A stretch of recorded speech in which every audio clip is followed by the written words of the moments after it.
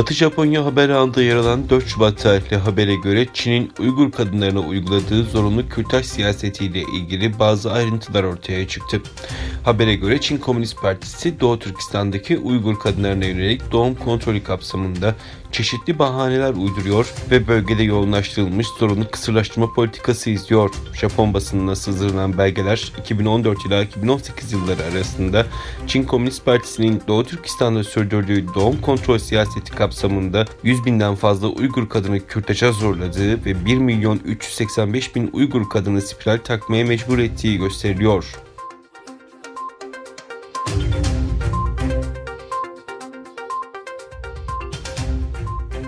5 Şubat Gulca katliamının 24. yıl dönümünde Belçika'nın başkenti Brüksel'de Albertin Meydanı'nda toplanan Belçika Uygurlar Derneği ve Türk sivil toplum kuruluşları Doğu Türkistan'da Uygur Türklerine karşı uygulanan baskı ve işkencelere tepki gösterdi.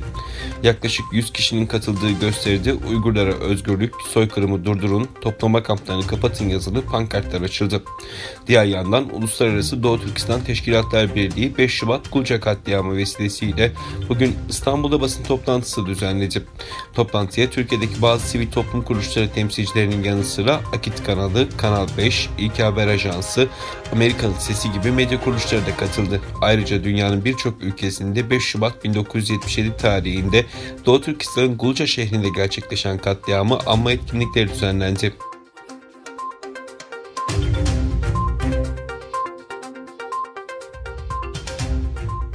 Kanada Federal Parlamentosu Alt Komitesi Başkan Yardımcısı ve Blok Quebec Milletvekili Alexis Bernard Leducoppe tarafından hazırlanan ortak mektuba aynı partiden birçok milletvekili imza attı. Mektupta Çin'de düzenlenecek bu oyunlara katılmak, kendi halkına karşı, insanlığa karşı en kötü suçları işleyen bir rejimin menfaati için sahnelenen uğursuz, kendini yücelten bir gösteriye katılmak anlamına gelecektir denildi. Olimpiyatları boykot etmeyi sporcuları cezalandıracak diplomasi yöntemi olarak gördüklerini belirten milletvekilleri, Çin hükümetinin soykırım kampanyasını sürdürmesi halinde Uluslararası Olimpiyat Komitesi'nden oyunları başka bir ülkeye taşımasını talep etmek için hala zaman olduğuna inanıyoruz denildi.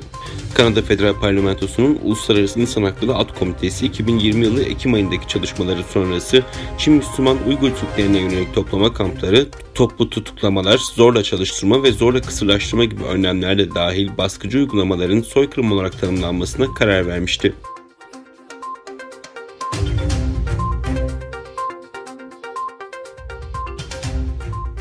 İngiltere'nin gazeteci kimliği kullanan 3 Çinli casusun gerçek kimliklerini ortaya çıkararak geçen yıl sınır dışı ettiği öne sürüldü. Telegraf gazetesinin hükümet kaynaklarına dayandırdığı habere göre isimleri açıklanmayan 3 kişi gazeteci vizesi alarak son 12 ayda İngiltere'ye geldi. 3 farklı Çin medya kurumuna çalıştıklarını söyleyen kişilerin esasen dış istihbarattan sorumlu Çin Devlet Güvenlik Bakanlığı mensubu olduğu anlaşıldı.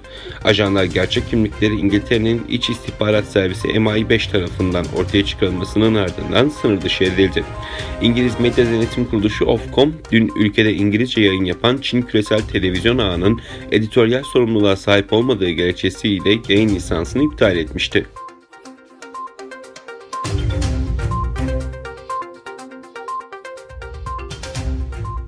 Japonya-Çin sahil güvenlik gemilerinin Doğu Çin denizindeki tartışmalı Senkaku adalarının etrafında karasularına girmesine tepki gösterdi. Kyodo'nun haberine göre Dışişleri Bakanlığı'ndan üst düzey bir yetkili, Çin'e ait 2 geminin dün Japonya karasularını ihlalinin protesto edildiğini söyledi. Yetkili Çin tarafına söz konusu ihlalin kabul edilemez olduğunun ifade edildiğini belirtti.